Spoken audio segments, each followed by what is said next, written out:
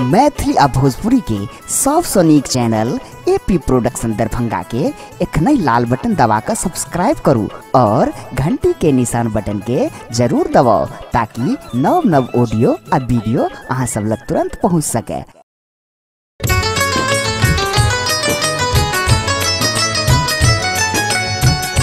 एखन अपने सब सुन रहल छी एपी प्रोडक्शन के प्रस्तुति।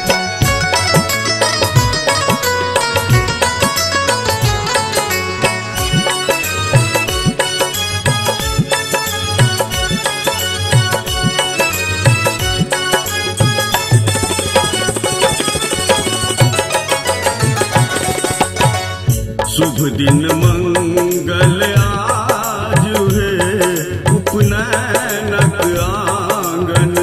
शुभ दिन मंगल आज है उपनयनक आंगन।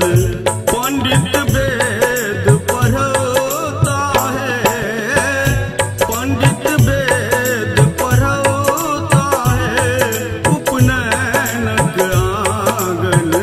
शुभ दिन मंगल आज है उपनयनक आंगन।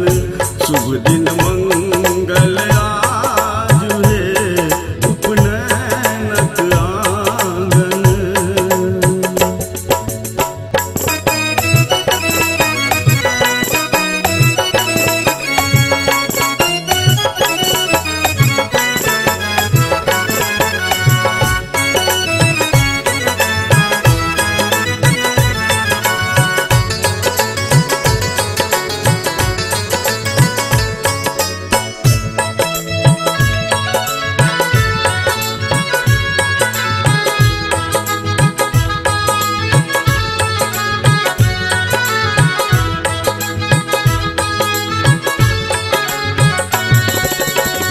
नव संस्कार चढ़त बरुआ के, वेदक शब्द सुनत बरुआ से।